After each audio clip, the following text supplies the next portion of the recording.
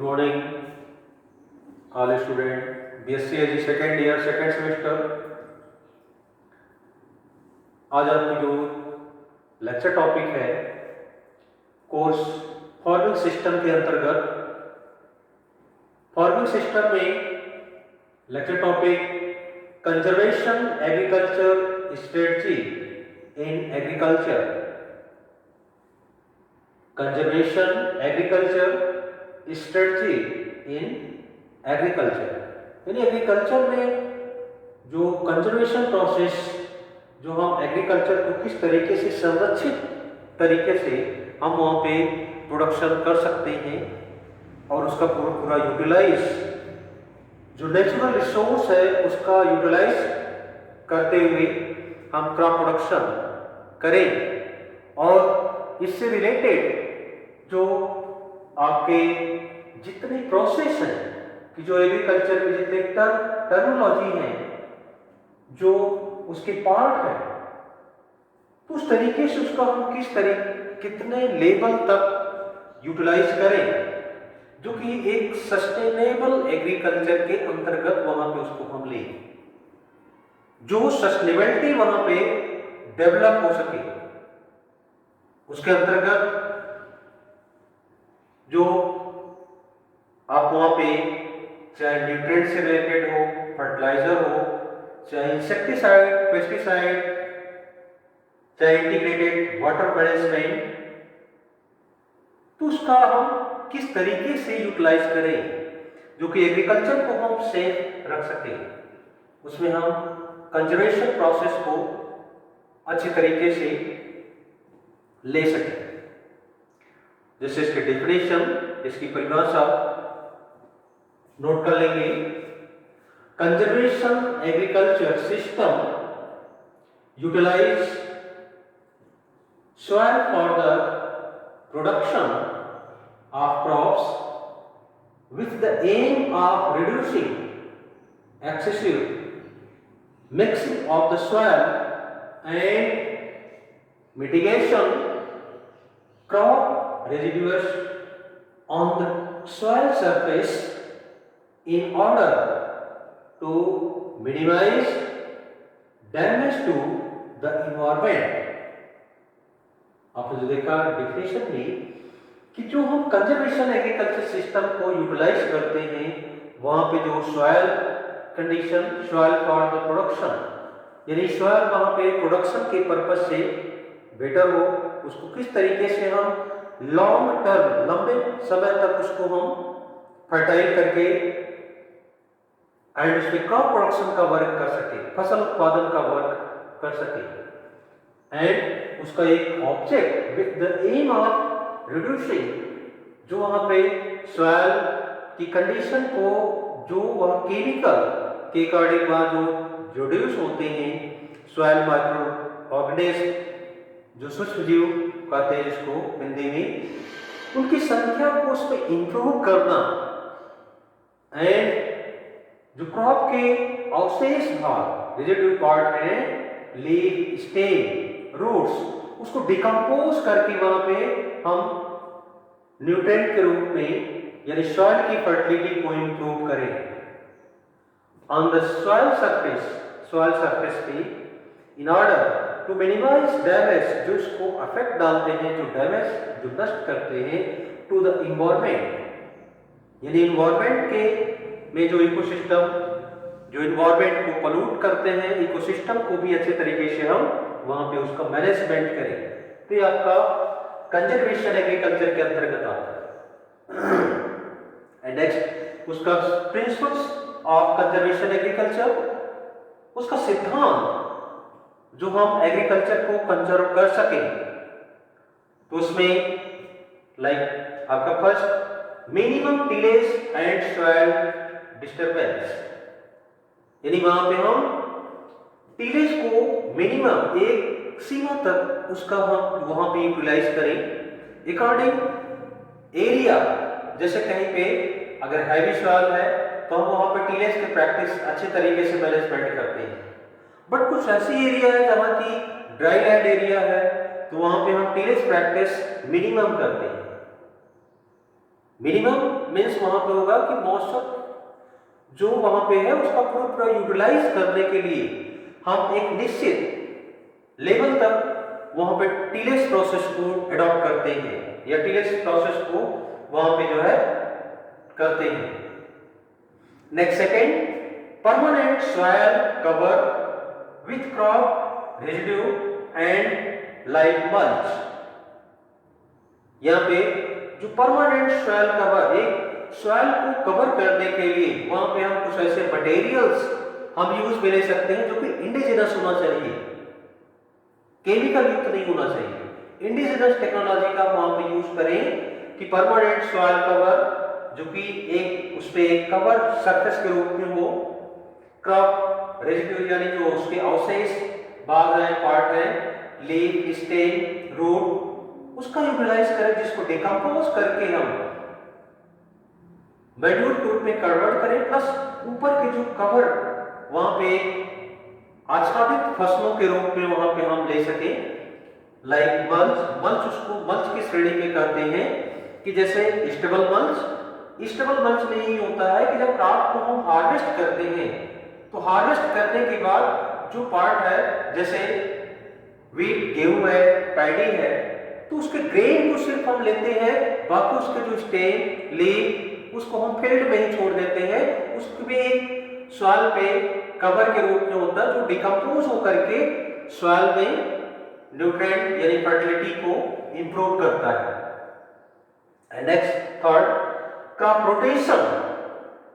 Crop rotation को हम conservation agriculture में बहुत ज्यादा इंपॉर्टेंट वहां पे होता है इसका, कि क्रॉप को हम रोटेट करके, जैसे डीप रूटेड क्रॉप के बाद shallow rooted crop, leguminous crop के बाद non leguminous crop, and high fertiliser के बाद low fertiliser, high water requirement के बाद लो वाटर रिक्वायरमेंट क्रॉप्स को जो हम रोटेट करके वहां पे हम क्रॉप की कल्टीवेशन करते हैं, तो आपका क्रॉप रोटेशन के अंतर्गत आता है, जो कि वहां पे क्रॉप रोटेशन को विशेष वहां पे इंपॉर्टेंस देना चाहिए।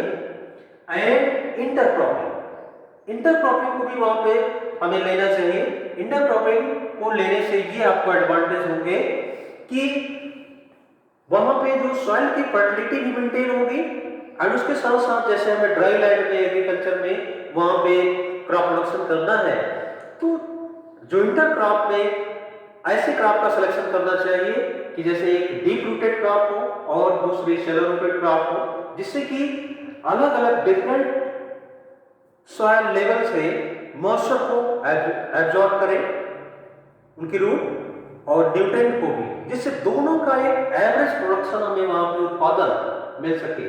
तो इंटरक्रॉपिंग के रूप में भी वहां पे सेलेक्ट करना चाहिए कि जो क्रॉप की स्पेस के बीच में जो प्लेस है उसका हम पूरा यूटिलाइज कर सके। And next, weed management. जब हम क्रॉप प्रोडक्शन करते हैं, फसल का उत्पादन लेते हैं, तो सबसे ज्यादा मेन प्रॉब्लम सॉइल में वीड यानी खरपतवार से होती है। खरपतवार को हमें मैनेजमेंट अच्छे तरीके से करना चाहिए कि वहां पे उनकी पॉपुलेशन फील्ड में कम हो। इसके लिए हमें जब किसी फील्ड में किसी क्रॉप की जब वहां पे हमें जैसे रबी सीजन है तो वहां पे कल्टीवेशन करना है वीट की, गेहूं की, तो उस फील्ड में बिफोर 1 मंथ, 1 महीने पहले हमें वहां स्टेल बेड का एप्लीकेशन करना चाहिए। स्टेल बेड का एप्लीकेशन जो करते हैं उसमें ये होता है कि हम 1 मंथ पहले, 1 महीने पहले बुआई से हम फील्ड में इरिगेशन करते हैं, तो जो वहां पे सीजन के अकॉर्डिंग जो वीड्स होते हैं, जैसे रबी वीड्स हैं, तो वहां पे वो ग्रो कर जाते हैं। तो जब ऊपर दिखाई देते हैं तो फिर उसको हम डिस्ट्रॉय कर देते हैं। ये ड्यूरेशन 15 दिन का, 15 डेज का होना चाहिए। तो उसको by mechanical, by hand pulling या बाय केमिकल उसको डिस्ट्रॉय करना चाहिए, नष्ट कर देना चाहिए। ये प्रोसेस मंथ में 2 बार करना चाहिए, 15 डेज के इंटरवल पे, 15 दिन के अंतराल पे। तो उससे आप जो देखते हैं कि फील्ड में नियर अबाउट आपके 80 to 90%, 80 से 90% वीड यानी खरपतवार नष्ट हो जाते हैं, जो आपके बचते हैं 10% या 20%, उसको जब क्रॉप की सोइंग करने के बाद फर्स्ट इंटरकल्चर ऑपरेशन करते हैं तो वहां पे उसको हम डिस्ट्रॉय करते हैं। इस तरीके से फील्ड में वीड मैनेजमेंट प्रोसेस बहुत ज्यादा इंपॉर्टेंस है, जो कि कंजर्वेशन एग्रीकल्चर में इसको महत्व देना चाहिए। And next diversified crop rotation. Diversified crop rotation को भी वहां पे अडॉप्ट करना चाहिए, जो उसके अकॉर्डिंग क्रॉप्स को जो हम सिलेक्शन करते हैं उसके अकॉर्डिंग वहां पे जो इंडियन एग्रीकल्चर में डाइवर्सिफिकेशन ऑफ क्रॉप रोटेशन का विशेष महत्व होता है। And next role of bio fertilisers in conservation agriculture. Conservation agriculture में हमें अगर ज्यादा समय तक लॉन्ग टर्म तक वहां पे क्रॉप प्रोडक्शन लेना है, फसल का उत्पादन लेना है, तो उसके अकॉर्डिंग हमें वहां पे बायो फर्टिलाइजर्स का यूज करना चाहिए। बायो फर्टिलाइजर्स में जैसे हम देखते हैं राइजोबियम है, राइजोबियम का एप्लीकेशन करने से आप जो देखते हैं कि दो एडवांटेज आपको होते हैं। एक, राइजोबियम को सिर्फ हम जो पल्स क्रॉप है, दलहन फसल है, उसमें हमें सीड का ट्रीटमेंट करना चाहिए बुआई से पहले। उससे आपको एडवांटेज होता है कि जो नाइट्रोजन फिक्सेशन का वर्क पल्स क्रॉप यानी लेग्यूम क्रॉप्स करती हैं, उसमें जो नोड्यूल्स होते हैं उसके रूप में वो नाइट्रोजन फिक्सेशन का वर्क अच्छे तरीके से करेंगे। तो इसलिए राइजोबियम कल्चर का वहां पे उपयोग करना चाहिए। एंड नेक्स्ट एजोस्पाइरलम का भी हमें यूज करना चाहिए बायो फर्टिलाइजर्स में, और Azotobacter and phosphate solubilizers and potassium solubilizers and zinc sulphate जो कि zinc solubilizer and PSB phosphorus solubilizing bacteria जो होता है उसका उपयोग करना चाहिए। And BGA blue green algae जो कि पैडी के फील्ड में आप अगर उसमें देते हैं तो बायो फर्टिलाइजर्स के रूप में 10 किलोग्राम एक हेक्टेयर में अगर आप इसको देते हैं पैडी की ट्रांसप्लांटिंग के बाद, तो ये देखते हैं कि उससे फील्ड में नियर अबाउट 40 किलोग्राम नाइट्रोजन एक हेक्टेयर में इनके द्वारा प्राप्त होती है। किस तरीके से ऐसे बायो फर्टिलाइजर्स का भी हमें वहां पे यूज करना चाहिए जो कि कंजर्वेशन एग्रीकल्चर में उस योगदान दे सकता है। And next vermi compost. Vermi compost जो केचुए की खाद को हमें वहां पे प्रिपेयर करके फील्ड में डालना चाहिए, जिससे कि नाइट्रोजन वहां पे बायो फर्टिलाइजर्स के रूप में हम दे सकते हैं, सॉइल को अवेलेबल हो सकता है। एंड नेक्स्ट आपका है INM। INM का मतलब होता है इंटीग्रेटेड न्यूट्रिएंट मैनेजमेंट, जो एक निश्चित जो एक स्तर तक ही वहां पे समन्वित तरीके से हमें न्यूट्रिएंट का बैलेंस वहां पे हम करना चाहिए सॉइल में। जितनी क्रॉप के लिए आवश्यकता है, रिक्वायरमेंट है, उतना ही देना चाहिए। उससे अगर आप अधिक न दें, उससे कम भी ना दें। इस तरीके से हमें बायो फर्टिलाइजर्स का जो रोल है कंजर्वेशन एग्रीकल्चर में, वहां पे हमें डिफरेंट जितने बायो फर्टिलाइजर्स आपको हमने इसमें बताया उसका यूज फील्ड में करने से कंजर्वेशन एग्रीकल्चर जो स्ट्रेटजी है वो इंप्रूव होती है। नेक्स्ट आपका है IDM integrated disease management. And next watershed management. Watershed management में आप देखते हैं कि जो हम रेनी सीजन में वाटर आपका रन ऑफ वाटर के द्वारा जो लॉस होकर के निचली सतह में जहां पे अब उसका कोई यूटिलाइज नहीं हो पाता है, तो ऐसे वाटर का जो रेनी वाटर का हम वहां पे हार्वेस्टिंग करके, हार्वेस्टिंग टेक्निक के द्वारा हम वहां पे उसको ऐसे वाटर कैचमेंट एरिया में वाटर को कलेक्ट करते हैं, जो कि उसका यूटिलाइज हम ऑफ सीजन जहां पे ड्राई लैंड एरिया है उसको हम लाइफ सेविंग इरिगेशन के रूप में, जीवन रक्षक सिंचाई के रूप में वहां पे दे सकते हैं। लाइक जैसे गेहूं की फसल आपको लेना है तो मान लो वहां पे 2 इरिगेशन आपको देना है, किस टाइम पे दें इरिगेशन कि जो हमारी क्रॉप का प्रोडक्शन बढ़ सके। तो सबसे फर्स्ट आपका होता है CRI stage, crown root initiation stage. जब रूट का डेवलपमेंट अच्छे तरीके से हो और उसके साथ साथ वहां पे टेलरिंग स्टेज, जो टिलर्स की संख्या उसमें अच्छी हो, अच्छे टिलर्स की पॉपुलेशन उसमें हो, नंबर ऑफ टिलर्स अधिक हो, तो उसके लिए वहां पे हमें विशेष ध्यान देना चाहिए कि हम वाटर सेट मैनेजमेंट के द्वारा जो वाटर का हम कलेक्ट किए हैं उसका हम ड्राई लैंड एरिया में सही टाइम पे उसका इरिगेशन जो सप्लीमेंटल इरिगेशन के रूप में वहां दे सके। And next IWM। IWM का मतलब होता है integrated water set management. Integrated water set management में हम उस तरीके से उस एरिया के अकॉर्डिंग जो डिजर्ट एरिया है या टाइप्स ऑफ सॉइल उसके अकॉर्डिंग भी वहां पे हम उसको वाटर की सप्लाई उस सॉइल में करते हैं। एंड नेक्स्ट वाटर हार्वेस्टिंग, जो भी आपको हमने बताया कि वाटर हार्वेस्टिंग टेक्निक का भी वहां पे हमें यूज करना चाहिए कंजर्वेशन एग्रीकल्चर में, जो कि वहां पे उस वाटर का पूरा पूरा यूटिलाइज कर सके, उस मॉइस्चर का वहां पे पूरा पूरा यूटिलाइज कर सके। और इसके साथ साथ जहां पे स्लोपी एरिया अधिक है जैसे 1 to 6%, 10%, तो उसके अकॉर्डिंग वहां पे हमें क्रॉपिंग सिस्टम में जैसे स्ट्रिप क्रॉपिंग है, कंटूर क्रॉपिंग है, उसका भी उपयोग करना चाहिए ताकि जो लैंड है उसका हम एग्रीकल्चर के पर्पज से ज्यादा उसका डेवलपमेंट करें, जिससे कि वहां पे एग्रीकल्चर के क्षेत्र में हम ज्यादा इंप्रूव करें, जो कि वहां पे ऐसी एरिया जो कंजर्वेशन एग्रीकल्चर के अंतर्गत वहां पे हम उसका यूटिलाइज कर सकें। And next sustainable agriculture. जितना भी आपको हमने बताया कि इंडिजिनस टेक्नोलॉजी का यूज करते हैं, role of bio fertilisers, crop rotation, तो ये सारी जो चीजें हैं ऑर्गेनिक फार्मिंग सब सस्टेनेबल एग्रीकल्चर के अंतर्गत आते हैं। क्या हम वहां पे सस्टेनेबल एग्रीकल्चर को ज्यादा डेवलप करें, जो सस्टेनेबिलिटी को ज्यादा डेवलप करते हैं वहां पे, तो एक हमें अच्छा इंपैक्ट उसका मिलता है। Next organic farming. Organic farming को भी वहां पे हम करते हैं, तो ये एक ऐसा आपको वहां पे स्ट्रक्चर है, एक यूनिट है ऑर्गेनिक फार्मिंग की, जो ऑर्गेनिक जितने सब्सटेंस, जितने ऑर्गेनिक मैटर्स हैं, मटेरियल्स हैं, वो आपके आसपास इर्द गिर्द आपको अवेलेबल हो जाते हैं, तो उसका हमें पूरा पूरा यूटिलाइज करना चाहिए।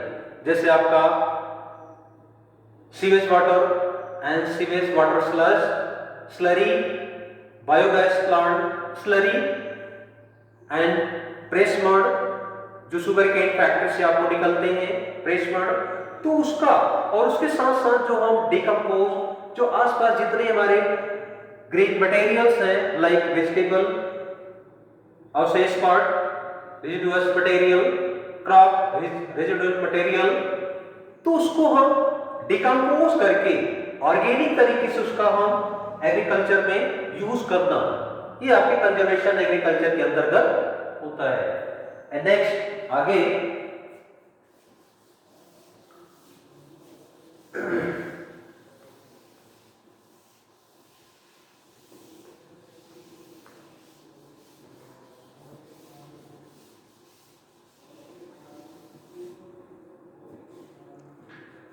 Water management.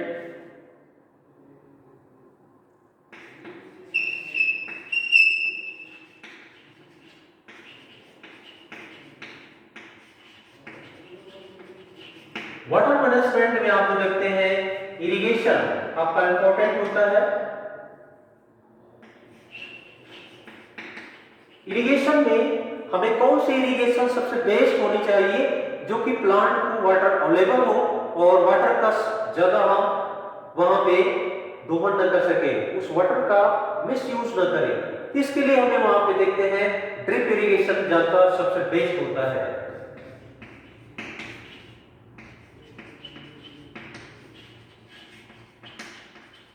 Drip irrigation system में हम वाटर उतनी उसमें सप्लाई होती जो प्लांट के रूट के पास जो ड्रिप के रूप में वाटर वहां पे मिलता है, उसको प्लांट को जो वो अपनी लाइफ को वहां पे अच्छे तरीके से कंप्लीट करता है। And next afforestation.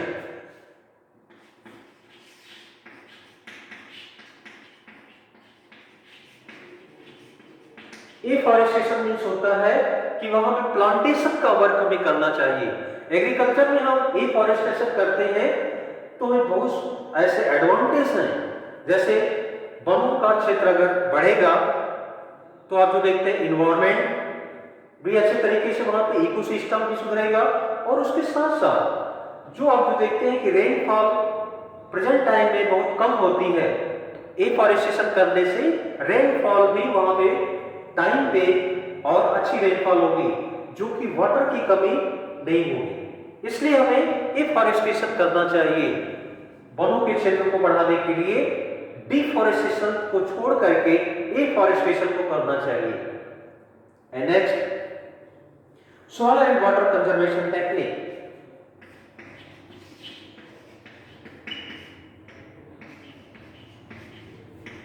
Soil and water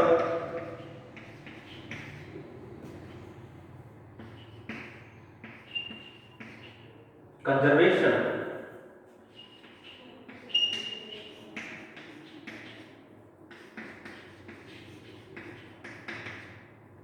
technique. Soil and water conservation technique, जो वहां पे सबसे ज्यादा आप देखते हैं क्रॉप प्रोडक्शन जो करते हैं एग्रीकल्चर के क्षेत्र में, सॉइल अफेक्टेड होती है एंड वाटर, जो दोनों ऐसे नेचुरल रिसोर्स हैं जिसको कि हमें कंजर्व करना चाहिए एग्रीकल्चर में। तो सॉइल को हम इरोजन होने से वहां पे कंट्रोल करें, जो कि इरोजन 3 तरीके से सॉइल का, ड्यू टू विंड हवा के द्वारा, ड्यू टू वाटर, ये जो 2 उसमें फैक्टर हैं उसके द्वारा वहां पे सॉइल का इरोजन अधिक होता है। एंड वाटर का जो देखते हैं कि हम एक लेवल तक वहां पर उसको यूटिलाइज करें, उसका मिस यूज ना करें। जो वाटर आप रेनी वाटर है उसको हार्वेस्ट करके, हार्वेस्ट टेक्निक के द्वारा उस वाटर को हम वाटर कैचमेंट एरिया में रख करके इन फ्यूचर उसका यूटिलाइज करें, या उसको हम जो डैम है कैचमेंट एरिया के रूप में वाटर डैम, और वहां पे पॉन्ड तालाब, जिसको वहां पे एंड रिवर, जो वाटर को कलेक्ट करके हम डिफरेंट अदर अपने लाइफ में भी उसका यूज कर सकते हैं, जैसे ड्रिंकिंग वाटर है एंड इरिगेशन पर्पस से, तो डिफरेंट ऐसे भी हम वहां पे उसका यूज में ले सकते हैं। तो ये आपके एग्रीकल्चर जो कंजर्वेशन प्रोसेस है वहां पे हम soil and water conservation technique को भी इंप्रूव करना चाहिए। तो आपने नोट कर लिए होंगे। एंड नेक्स्ट आपकी पॉइंट है advantage of conservation agriculture.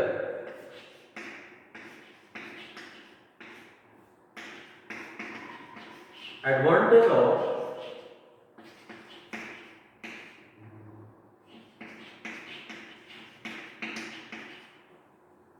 Conservation agriculture.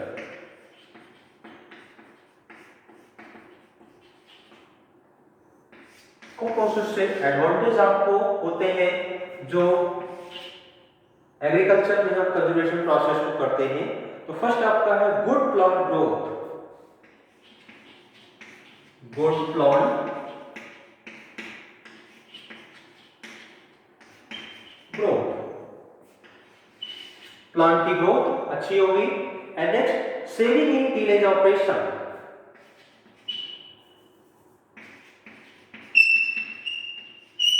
Saving in tillage operation.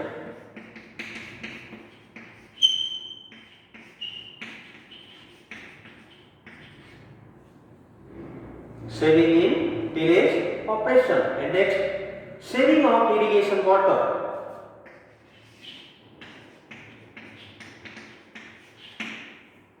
Saving of irrigation water.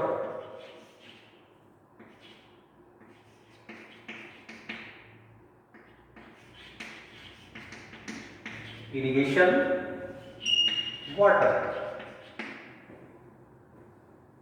And next, saving of time and labor.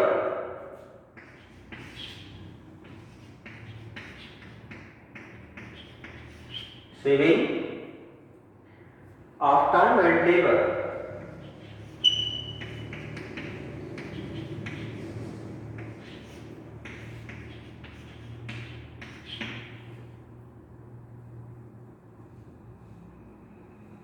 saving of time and labor. And next, ये आप note कर लिए होंगे,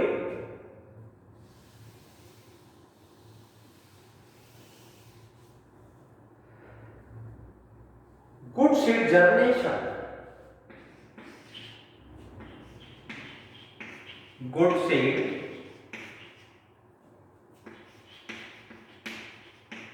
germination.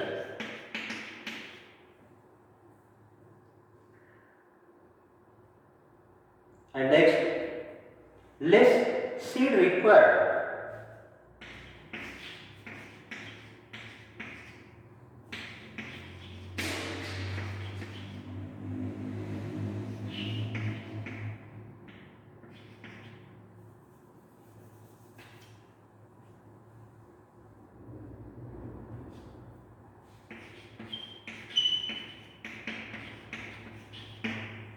Less seed required. And next, less attack of insect pest.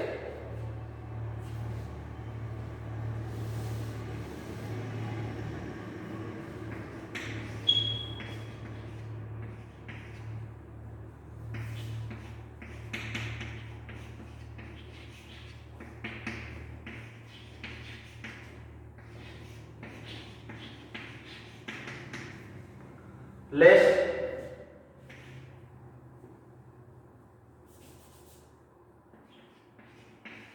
attack of insect and pest. And last, proper placement of seed.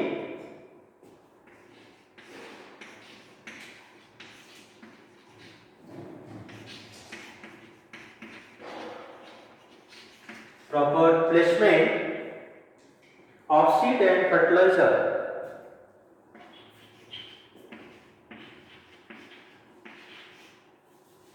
Seed and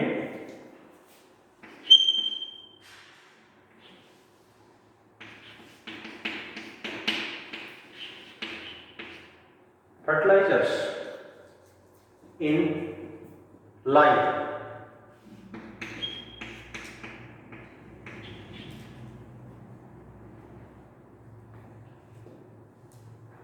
जो आप लिखिए last, proper placement of seed and fertiliser in line.